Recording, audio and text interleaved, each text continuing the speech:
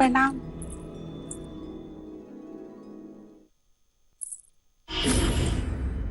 ये हार तेरे पास कहाँ से आया?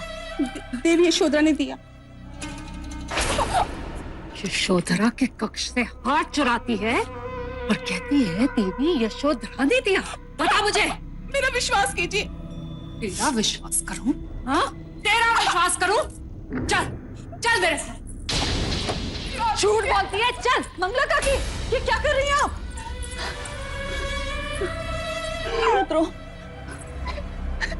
हाँ यशो, तेरे चोर को पकड़ू मैं और तू उससे सहानुभूति जता रही है। इस निर्दोष ने कुछ नहीं चुराया। आंखों वाले अंधे को क्या कहे? ये हार इसी ने चुराया है। नहीं, ये हार मैंने इसे दिया है। क्षमा करना, मेरे कारण तुम्हारे साथ ये दुर्व्यवहार हुआ। निसंकोच जा सकती हो।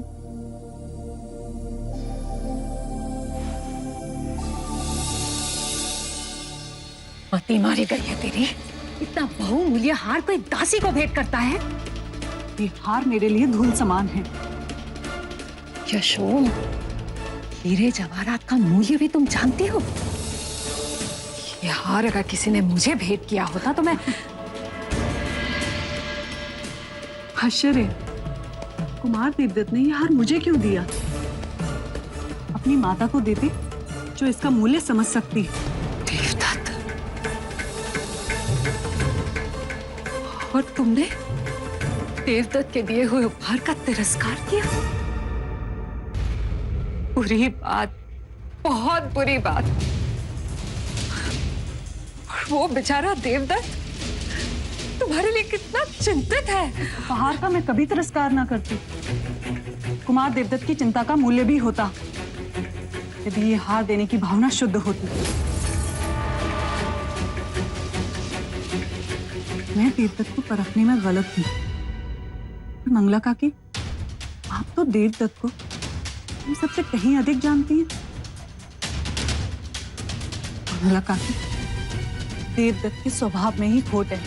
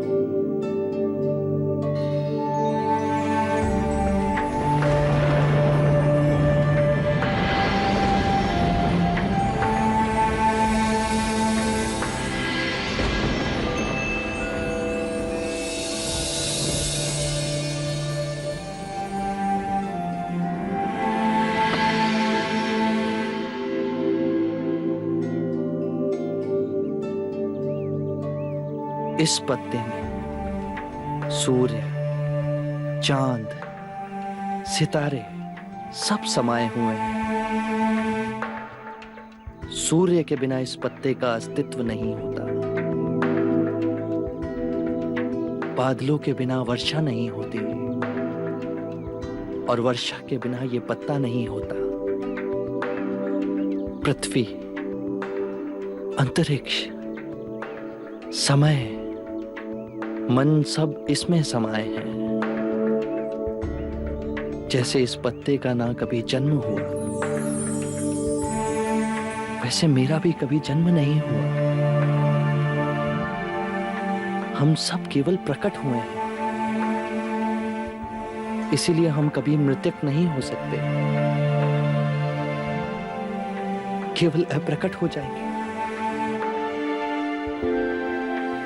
सारा ब्रह्मांड एक दूसरे से जुड़ा है और इसमें कोई द्वैत नहीं, अद्वैत है। प्रकृति का एक रूप ये पत्ता है,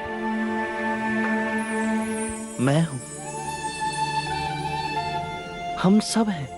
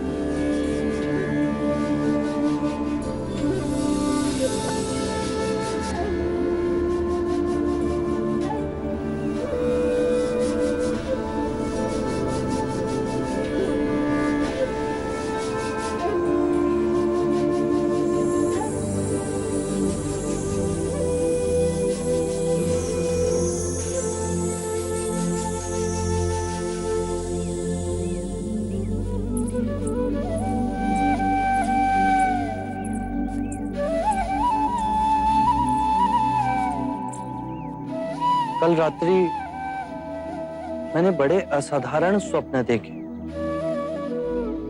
जो मुझे कुछ संकेत दे रहे थे।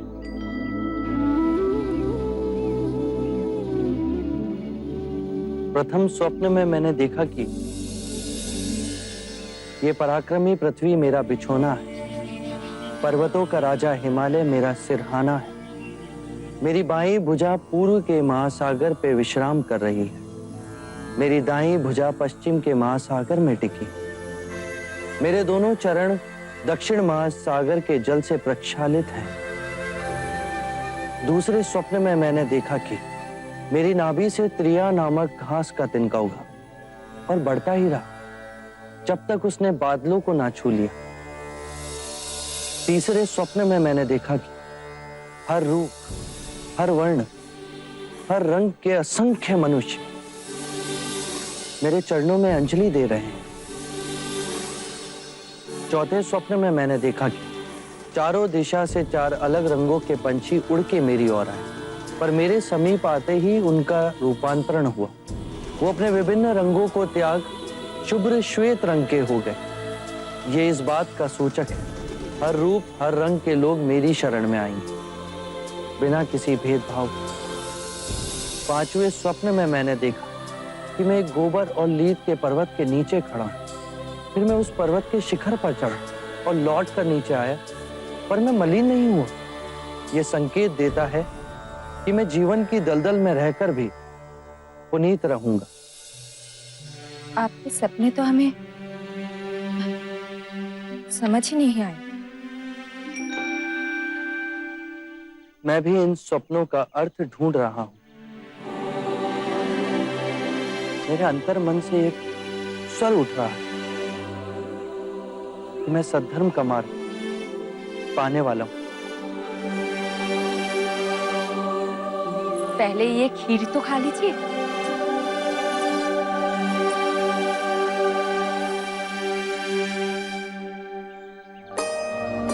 इस सोने के पात्र में खीर भी आकस्मिक नहीं।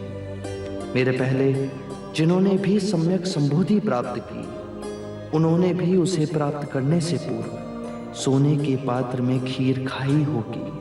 क्या मैं भी महान बोधित्व प्राप्त करने वाला हूं? खाइए ना।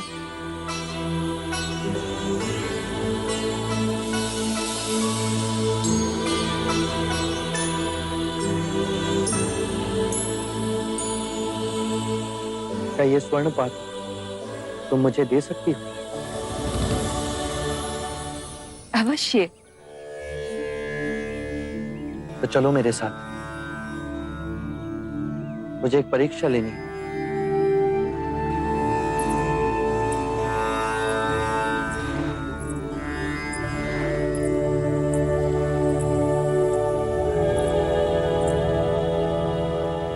ये कैसी परीक्षा है? यदि मैं बुद्धत्व के निकट हूं तो ये स्वर्ण पात्र नदी के प्रवाह के विपरीत दिशा में बहेगा अन्यथा डूब जाएगा।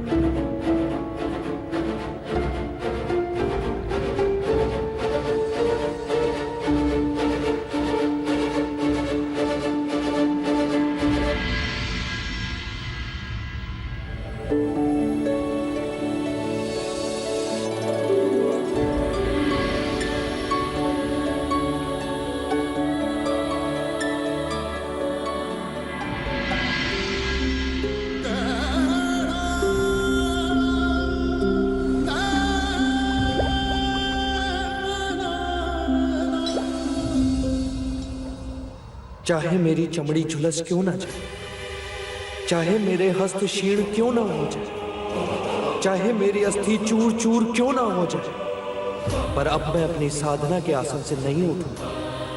केवल ज्ञान प्राप्त, नहीं तो मेरे प्राण जाए।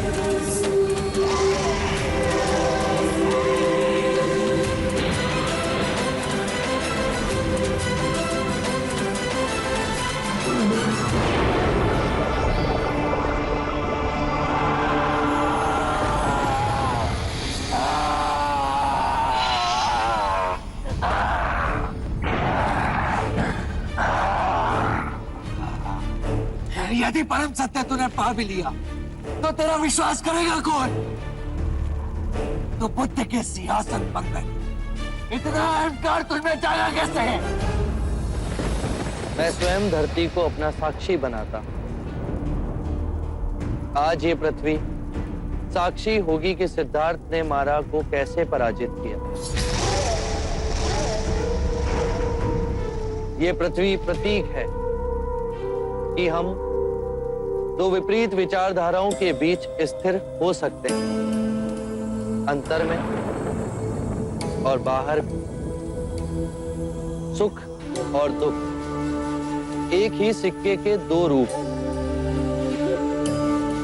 जब सुख की कामना का अंत हुआ तो दुख का भय समाप्त हुआ। जीवन का उद्देश्य हर जीव को विचरना है, उसे अपनी चेतना जगाना है।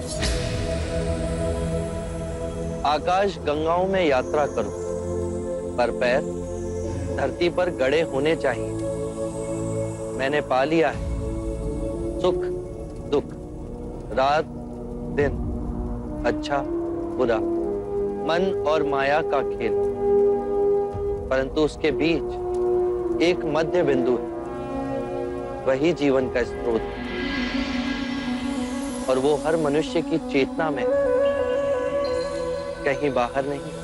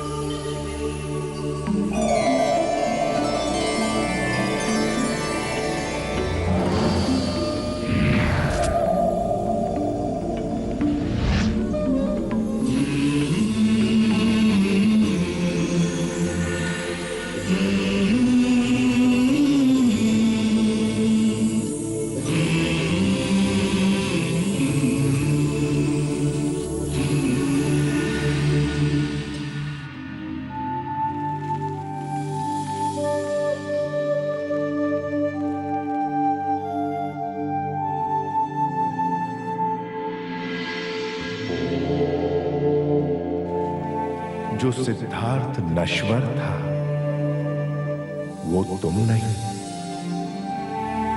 तुम बुद्ध हो, अविनाशनीय बुद्ध। बुद्ध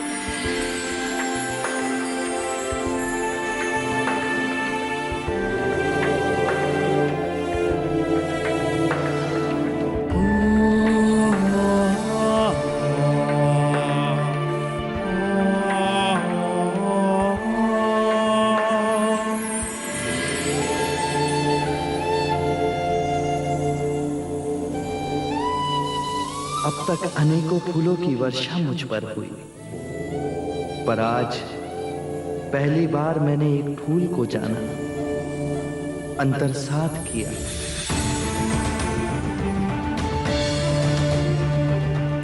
मैं जाग गया तो पूरी प्रकृति ही बदल गई।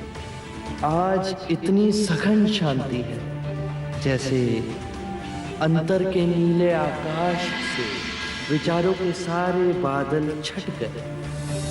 मैं भी तुम्हारी तरह स्वच्छंद हो गया। टूट गए सारे बंधन, मिट गए वो अंधेरे जिनमें इतने वर्षों भटका। गहरी नींद में सोया था और अब जाग गया। यदि मैं जाग गया तो सारी मनुष्यता भी जाग सकती है। सब जाग जाएं तो पृथ्वी पर शांति और सुख का नया अध्याय शुरू होगा।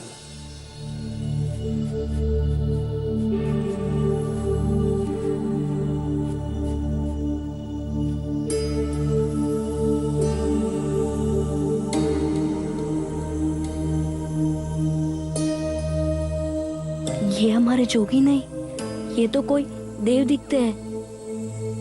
देखो देखो, उनके चेहरे से ही नहीं पर उनके पूरे शरीर से प्रकाश ही प्रकाश बह रहा है। मुनि को कुछ हो गया है।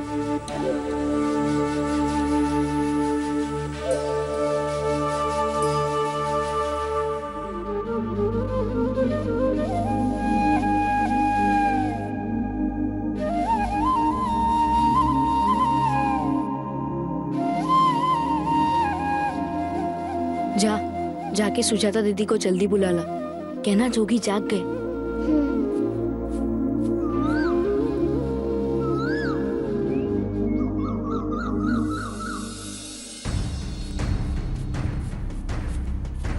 दीदी, दीदी, क्या हुआ? दीदी जोगी को कुछ हो गया है। क्या हुआ उनको? दीदी उनका चेहरा पीला हो गया है, पर उनके आसपास इतना प्रकाश है, उन्हें कुछ हो गया है। हे ईश्वर, कहीं फिर अस्वस्थ तो ना हो गए? जल्दी चल।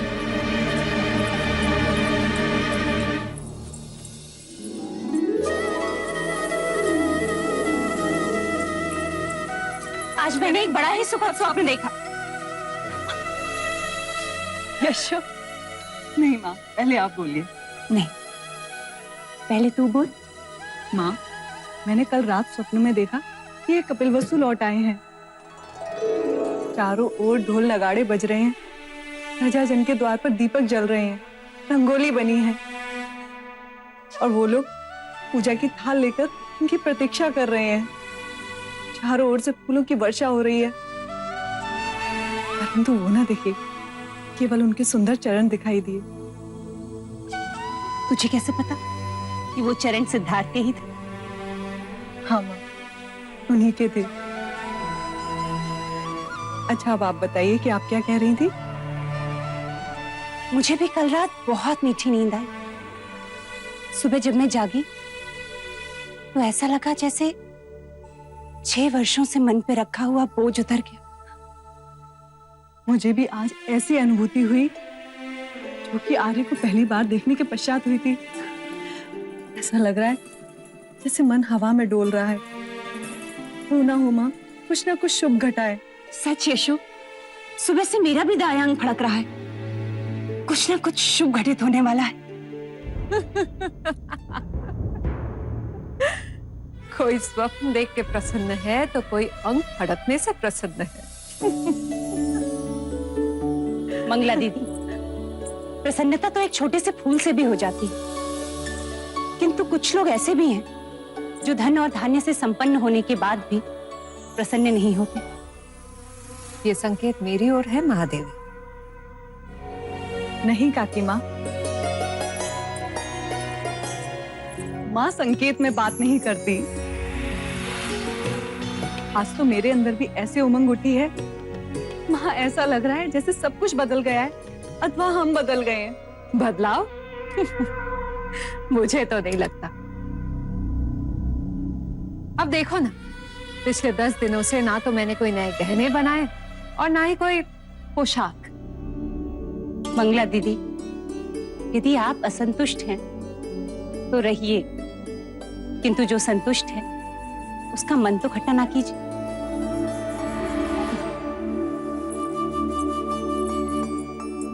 पता नहीं क्यों आज हर क्षण मैं इनकी ओर खींची जा रही हूँ माँ। अवश्य ही सिद्धार्थ की कोई शुभ सूचना आने वाली है।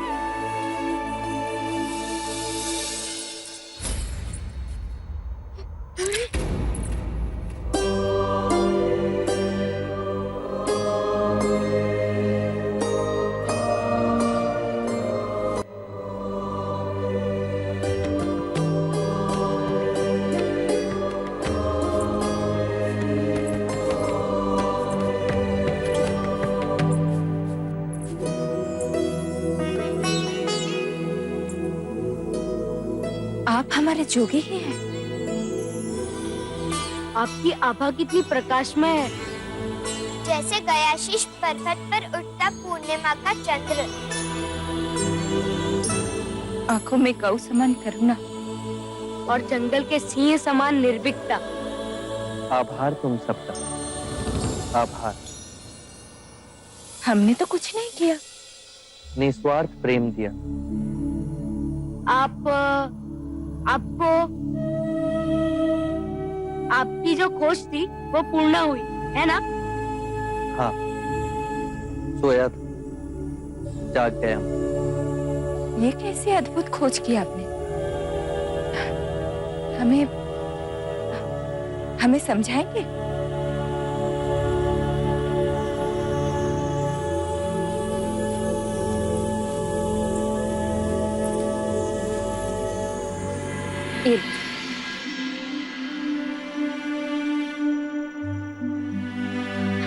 पहले आप तो ले लेते। प्रेम बांटने से बढ़ता है। ये लीजिए।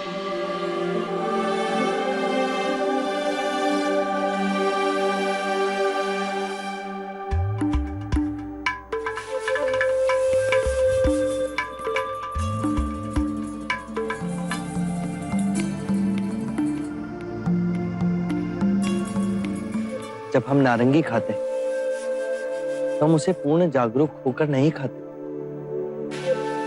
हमारे लिए ये नारंगी असत्य है। यदि ये नारंगी असत्य है तो इसे खाने वाला भी असत्य हुआ ना। बेहोशी में हम इसे खाते हैं। यदि हम इसे होश पूर्वक खाएं तो इसका अर्थ है हम पूरी चेतना से इस नारंगी के साथ एक रिश्ता जोड़ रहे हैं। ऐसा क्यों होता है? क्योंकि नारंगी खाने में हमारा ध्यान नहीं होता। हमारा मन अंदर ही अंदर असंख्य विचारों के पीछे दौड़ता रहता है। आने वाले कल की चिंता, बीते हुए कल का रोना। यदि वो इस ही क्षण में हो तो ये नारंगी यथार्थ है और फिर तुम भी यथार्थ हो, सत्य हो। जो व्यक्ति जाग गया उसे इस क्षण इस नारंगी में वो सब दिखाई देगा जो एक बेहोश व्यक्ति कभी नहीं देख सकेगा। जागा हुआ व्यक्ति उस वृक्ष को देखेगा जहां ये उपजा। वसंत ऋतु में उस वृक्ष पर खिलते हुए फूलों को देखेगा। धूप को, उस वृक्ष को पालते हुए देखेगा। वर्षा की बूंदों को उसे सींचते हुए देखेगा। पूरी प्रकृति इसमें समाई। कितनी सरल सी बात, लेकिन ये हमें क्यों नहीं समझ आई? ये समस्या नहीं, इसे अपने हृदय से देखना पड़ता है। इस नारंगी में और हमारे जीवन में समानता है। बताओ, इस नारंगी में कितनी फाके हैं? उसी प्रकार हर दिन में 24 घंटे होते हैं। 24 घंटों को होशपूर्ण इस तरह से जीना जैसे इस नारंगी की एक एक फांक का रस चखना। दिन के पल को चेतना में जियो। जो पीछे चला गया उसका ना राग मन में हो और ना ही आने वाले कल के सपनों की नींद में मूर्छित हो। इसी क्षण में पूर्ण जीव। यदि जीवन ऐसे जी लिया तो एक समझ जागेगी अपने विषय में और उसमें, जिसे हम अपने से बाहर समझते हैं। यदि ये समझ जागेगी तो हमारे अंदर करुणा और प्रेम का भाव स्वाभाविक जागेगा, और उस करुणा और प्रेम से हम एक दूसरे को स्वीकार करेंगे। हम स्वयं जान जाएंगे कि हम में और अनेक में कोई भेद नहीं, एक ही चेतना, एक ही स्रोत। अब इसे खाइए।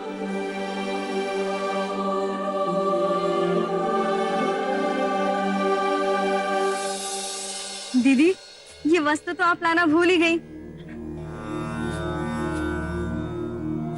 ये मुनिवर, जब आप साधना में थे तब दीदी और मैंने आपके लिए बनाया था। अहो भाग्य, तुम सबसे मुझे इतना प्रेम मिला। सुजाता ने मुझे खीर खिलाई, स्वाति ने मेरे लिए उषा का आसन बनाया। अब ये वस्त्र, अब जाने का समय हो गया। क्या आप हमें छोड़ के चले जाएंगे? आप आज अभी तो ना जाएंगे। वो आज नहीं जाएंगे। जोगी की बात ही नहीं समझी तुमने। इसी क्षण में जियो। जब तक वो नहीं जाएंगे तब तक तो वो हमारे साथ ही है। आज खीर नहीं मिलेगी?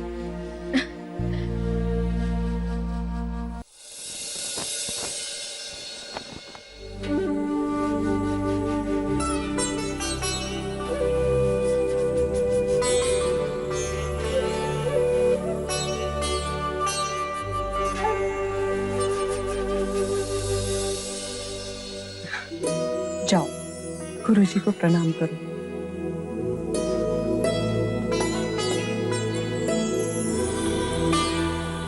यशस्वी भव।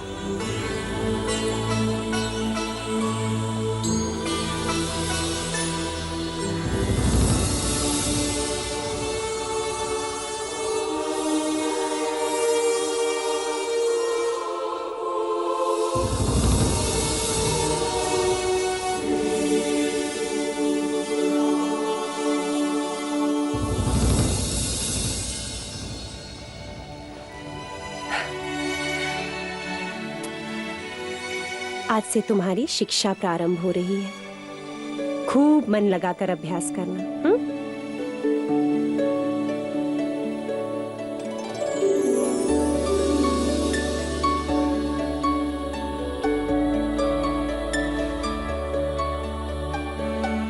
निस्वार्थ हो इस विश्व को कुछ देना, यही तुम्हारे पिता और माँ का आशीर्वाद है। अनुज, एक बात का ध्यान रखे कि राहुल किसी भी बंधन में न रहे। उसे किसी भी प्रकार के ज्ञान से वंचित न रखा जाए। जीवन के तथ्यों से उसे परिचित किया जाए। जन्म, मृत्यु, सुख, दुख, राहुल किसी भी ज्ञान से वंचित न रहे।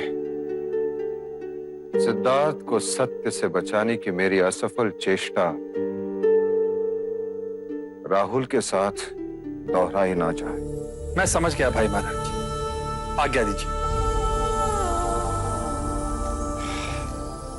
चलो।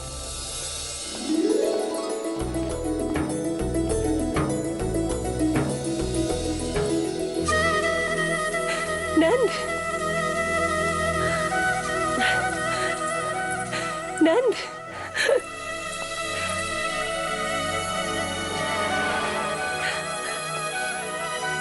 महानाम। नंद, तुम दोनों अचानक? शिक्षा पूर्ण हो गई माँ, तो घर आने की इतनी व्याकुलता हुई कि मैं सीधे ज्येष्ठ महानम के पास गया और हम रात्रि में ही गुरुकुल से निकल पड़े। मैंने कहा था ना माँ कि कुछ ना कुछ शुभ होने वाला है। राहुल विद्या प्राप्त करने जाएगा और नंद और महानामा विद्या प्राप्त करके आ गए। तो राहुल को घुड़सवारी मैं ही सिखाऊंगा और इसे अस्त्र शस्त्र का ज्ञान मैं ही दूंगा। अरे उसे बड़ा तो होने दो, उसके पश्चात जो चाहिए सिखा देना। पिताश्री,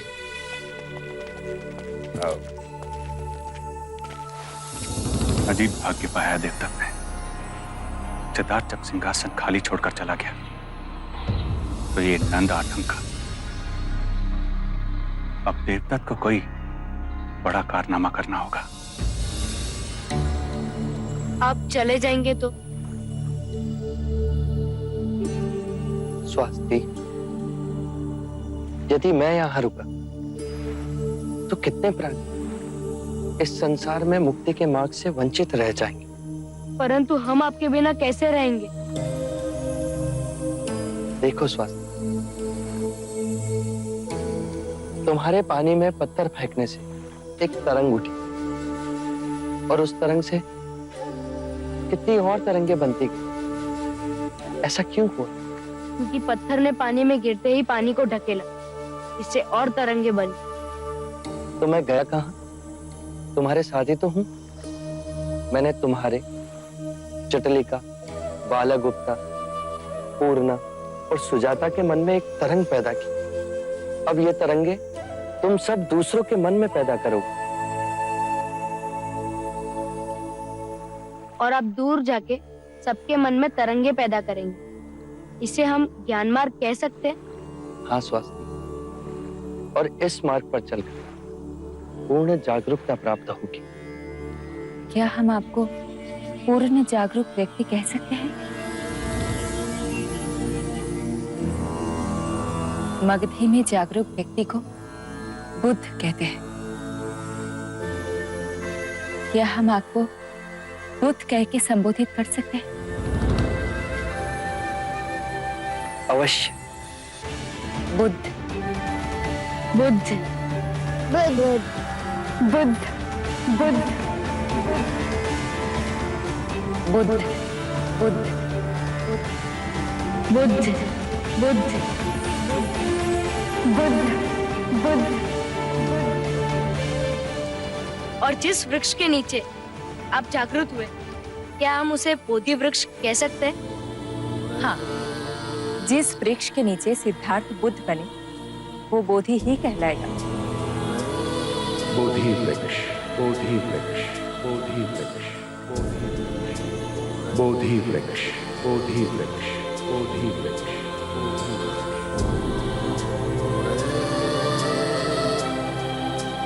जिस सत्य को मैंने पा लिया अब वो मेरी ही नहीं, सारे संसार की संपत्ति है। अब वो संपूर्ण मानव जाति को उपलब्ध होनी चाहिए।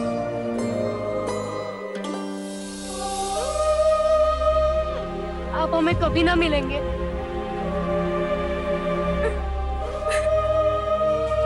मैं तुम्हें वचन देता हूं, हम फिर मिलेंगे। मैं उरुवेला अवश्य लौट कर आऊंगा। मेरे इस मार्ग की खोज में आप सब मेरे सहयात्री।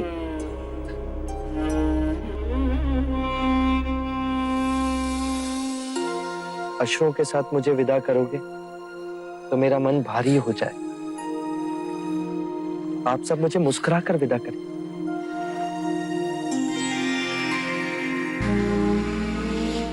हम बनेंगे आपके तरंगे। हम बनेंगे आपकी तरंगे। हम आपकी बात सबको बताएंगे।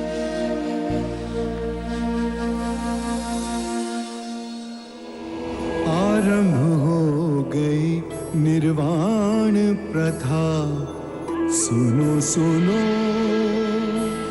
ये बुद्ध कथा। हर दिन के पल को